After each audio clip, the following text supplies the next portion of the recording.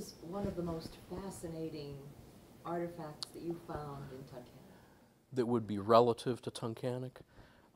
Just recently, I'll have to say two items. I can't pick just one, but there was a can that held old dry tea leaves, and it was Jennings and Stark, I believe. I know the name Stark was in there, but it was in perfect shape. It had the original paper label. It was probably this high, this big around, gorgeous. It was like it got left in a shed, covered and never, never touched. And it says right on it the name of the company, Tunkhannock, Pennsylvania, and that has to be at least late 1800s. And it's absolutely perfect. That, and also a panoramic photo of a teacher's institute that was in Wyoming County in 1919. And it's in perfect shape, and it's a yard long. It's gorgeous. So those are two recent treasures that we've really loved. Now, coming from Tunkhannock, you realize the beauty, you realize the treasure that is Tunkhannock, because you have roots here. But for someone who is maybe a transplant to the area, or maybe they're just discovering this little hamlet called Tunkhannock, what could you tell them, or how would you be able to guide them to really appreciate the area as much as you do? Well, I would start with the things that I love the most. Being able to recreate in the mountains, canoe along the river, not to mention 15 minutes up the road with Lake Cary, where I live now. That is a great spot to fish and canoe. And there's a lot of local areas here. The park that we have, the high school area where that track is open to the public to recreate and walk and run. And there's a rich history here of antique shopping, it seems. I don't think I'm necessarily responsible for that in any way because I love it so much, but there's a lot of little things like that you can do in addition to enjoying restaurants, which we have new ones since I was growing up in the 70s that have even improved, coming to Tunkhannock to have dinner and see a movie. But in addition to all of those things, I think the relaxing atmosphere and the recreation side is a big plus. Those are things that I grew up with. So I would promote those things. I was on the way up here, I saw wild turkey. I'm sure there's lots of deer and beautiful wildlife all over the place, and eagles. I was told that there are eagles here. And how does that, what does Tunkhannock do for you spiritually? When you know that all of this is accessible to you, that you grew up around it, are you immune to it, or are you still in awe of it? I'm still in awe because, we get, even in small towns, we get hectic and busy, especially as entrepreneurs. And we try and do a lot to continue to promote that and help the town.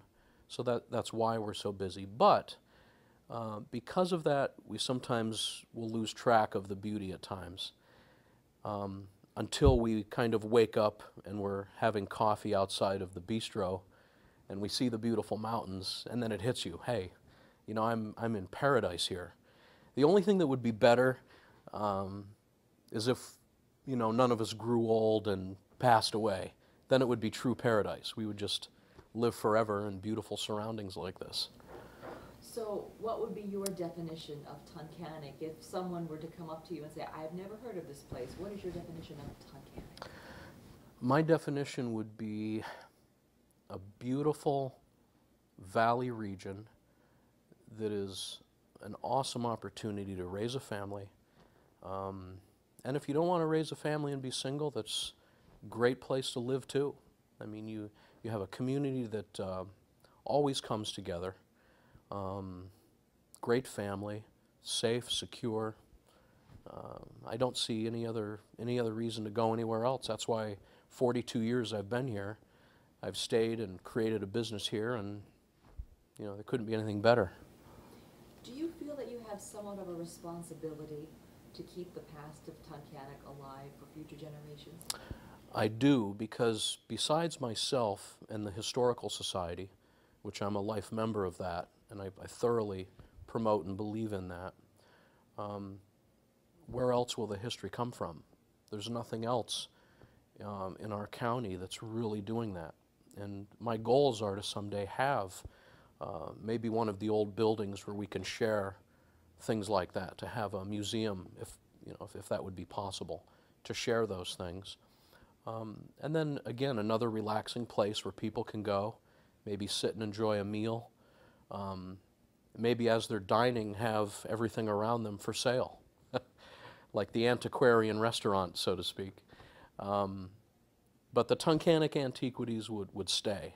They wouldn't be for sale. We would have those there that people could learn about the different things that were here in the 1900s, and actually be able to hold a bottle that was from the witch hazel plant, or view an original photo postcard of the old tannery, which was just over near the river. I mean, all of those things, to be able to share those even with the younger generations, so they can appreciate why Tunkhannock is what it is today, and where it came from. You know, I think you hit on something, in that, you know, we can read about the history of a space or of a place, but when you have actual tangible proof in your hand and you're able to touch it and smell Right. it makes all the difference Right. in the world. You're using all your senses. You can feel the raised lettering on a 100-year-old bottle, you know. You can view a color ad from the 1800s which matches the bottle, that talks about the doctor that made it, manufactured it, worked with the plant in order to bring it to market. Is more than a wealth of history here. But unless there's people like myself that are constantly buying these things, we've bought Tunkhannock antiquities on the West Coast. I mean, we've gone far to bring back the history to the town, and then get to share it. So it's been a real privilege, I could call it, to do that. An odyssey too, a real journey. I mean, because you're taking something that's old, you know, way before you were born, your parents were born, and you're bringing it to life. Right. You're giving it new life. Right. Right. We love that. We love that. We were taking a look at in the little wagon there of treasures, and I am taking a look right now at a photograph of the Prince Hotel. We're in a very historical space. This photograph was taken when? That had to be early 1900s. And was it called the Prince Hotel? Yes, it was. And this here is another place?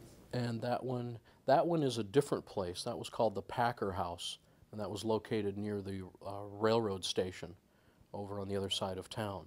So that was a whole separate place besides this, which is no longer there now. But it was a neat destination for people coming off the Lackawanna Valley Railroad.